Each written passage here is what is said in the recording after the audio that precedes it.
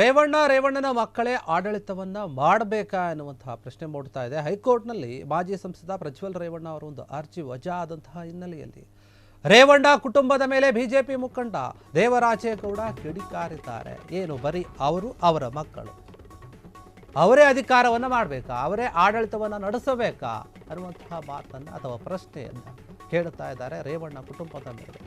ಈ ರೀತಿಯಾಗಿ ಮಾತನಾಡ್ತಾ ಇದ್ದಾರೆ ಬಿಜೆಪಿ ಮುಖಂಡ ದೇವರಾಜೇಗೌಡ. ಹೈಕೋರ್ಟ್ ತೀರ್ಪು ಸ್ವಾಗತಾರ್ಹ, ತಪ್ಪು ಯಾರೇ ಮಾಡಿದ್ರು ಕೂಡ ಶಿಕ್ಷೆ ಆಗುತ್ತೆ, ಕೋರ್ಟ್ ತೀರ್ಪಿಗೆ ಎಲ್ಲರೂ ಕೂಡ ತಲೆಬಾಗಬೇಕು ಅವರು ಹೇಳ್ತಾ ಇದ್ದಾರೆ. ಪ್ರಜ್ವಲ್ ಇಲ್ಲ ಅಂದರೆ ಮತ್ತೊಬ್ಬ ನಾಯಕ ಬರ್ತಾನೆ, ಅವರಿಲ್ಲ ಅಂದರೆ ಇನ್ನೊಬ್ಬ ಬರ್ತಾರೆ, ಅವರೇ ಇರಬೇಕಂತ ಏನಿಲ್ಲ. ರೇವಣ್ಣನ ಮಕ್ಕಳು ಅವರೇ ಆಡಳಿತವನ್ನು ಮಾಡಬೇಕಂತ ಏನೂ ಇಲ್ಲ, ಬೇರೆಯವರು ಬರ್ತಾರೆ, ಅವ್ರಿಗೂ ಅವಕಾಶ ಬೇಕು. ಇವರು ಇಲ್ಲದೆ ಹೋದರೆ ಜಿಲ್ಲೆ ಅಭಿವೃದ್ಧಿ ಆಗುತ್ತಾ? ಅವರಿಲ್ಲೇ ಅಂದರೂ ಆಗುತ್ತೆ, ಇದ್ರೂ ಆಗುತ್ತೆ, ಅದು ತಲೆ ಕೆಡಿಸ್ಕೊಳ್ಬೇಕಾಗಿಲ್ಲ. ರೇವಣ್ಣ ಮಕ್ಕಳೇ ಆಡಳಿತವನ್ನು ಮಾಡಬೇಕಾ ಅಂತ ಹೇಳಿ ಕ್ವಶನ್ ಮಾಡ್ತಾ ಇದ್ದಾರೆ. ಯಾಕಂದರೆ ಪ್ರಜ್ವಲ್ ರೇವಣ್ಣ ಅರ್ಜಿಯನ್ನು ಹಾಕಿದ್ರು, ಅವರಿಗೆ ಶಿಕ್ಷೆ ಕೊಟ್ಟಂತಹ ಒಂದು ವಿಚಾರವಾಗಿ ಶಿಕ್ಷೆಯನ್ನು ಕಡಿಮೆ ಮಾಡಿ ಅಥವಾ ಜಾಮೀನು ಕೊಡಿ ಅಂತ ಏನು ಅರ್ಜಿ ಹಾಕಿದ್ರಲ್ಲ, ಆ ಅರ್ಜಿ ವಜಾ ಆಗಿದೆ. ಹೀಗಾಗಿ ನಾವು ಕೋರ್ಟ್ ಕೊಟ್ಟಂಥ ಒಂದು ತೀರ್ಪನ್ನು ಸ್ವಾಗತ ಮಾಡ್ತೀವಿ, ಅದು ನಮಗೆ ಖುಷಿ ಕೊಟ್ಟಿದೆ. ತಪ್ಪು ಯಾರು ಮಾಡಿದರೂ ಕೂಡ ಅವರು ಜನಸಾಮಾನ್ಯರಾದರೂ ಸರಿ ಅಥವಾ ರಾಜಕೀಯ ಪ್ರತಿನಿಧಿಗಳಾದರೂ ಸರಿ, ಜನಪ್ರತಿನಿಧಿಗಳು ಯಾರೇ ಆದರೂ ಸರಿ, ತಪ್ಪು ಮಾಡಿದರೆ ಅವ್ರಿಗೆ ಶಿಕ್ಷೆ ಹಾಕಲೇಬೇಕು. ಅವ್ರಿಗೆ ಆಗಿದೆ, ಕೋರ್ಟ್ ಸರಿಯಾದ ರೀತಿಯಲ್ಲೇ ತೀರ್ಪು ಕೊಟ್ಟಿದೆ, ಅದನ್ನು ನಾವು ಸ್ವಾಗತಿಸ್ತೀವಿ.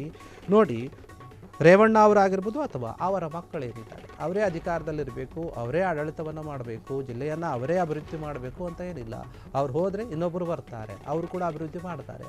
ಅವ್ರು ಹೋಗಿದ್ದಾರಂತೆ, ಅಭಿವೃದ್ಧಿ ಕೆಲಸಗಳೇನು ನಿಂತ್ಕೊಂಡು ಹೋಗಲ್ಲ ಜಿಲ್ಲೆಯಲ್ಲಿ ಅಂತ ಹೇಳಿ ದೇವರಾಜೇಗೌಡ ಬಿಜೆಪಿ ಮುಖಂಡ ಈ ರೀತಿಯಾಗಿ ಪ್ರಜ್ವಲ್ ರೇವಣ್ಣ ಫ್ಯಾಮಿಲಿಯ ಒಂದು ವಿರುದ್ಧವಾಗಿ ಈ ರೀತಿ ಮಾತನಾಡ್ತಾ ಇದ್ದಾರೆ, ಕಿಡಿಕಾರ್ತಾ ಇದ್ದಾರೆ. ಅವರೇನು ಇರಬೇಕಂತ ಏನಿಲ್ಲ, ಜನರು ಕೂಡ ಅವರೇ ಇರಲಿ ಅಂತ ಏನು ಕೇಳೋದಿಲ್ಲ. ಅವ್ರು ಹೋದ್ಮೇಲೆ ಇನ್ನೊಬ್ಬರು, ಅವರಾದ್ಮೇಲೆ ಮತ್ತೊಬ್ಬರು, ಹೀಗೆ ಬರ್ತಾನೆ ಇರ್ತಾರೆ. ರಾಜಕೀಯದಲ್ಲಿ ಯಾರಿಗೂ ಕೂಡ ಒಬ್ಬರೇ ಇರಬೇಕಂತ ಏನಿಲ್ಲ ಅಂತ ಹೇಳಿ ಪ್ರಶ್ನೆ ಮಾಡ್ತಾ ಇದ್ದಾರೆ. ರೇವಣ್ಣ ಅವರ ಒಂದು ಫ್ಯಾಮಿಲಿ, ಅವರ ಮಕ್ಕಳು ಏನಿದ್ದಾರೆ ಅವರೇ ಈ ಒಂದು ಜಿಲ್ಲೆಯಲ್ಲಿ ಹಾಸನದಲ್ಲಿ ಅಭಿವೃದ್ಧಿ ಮಾಡಬೇಕು ಅಂತ ಏನೂ ಇಲ್ಲ.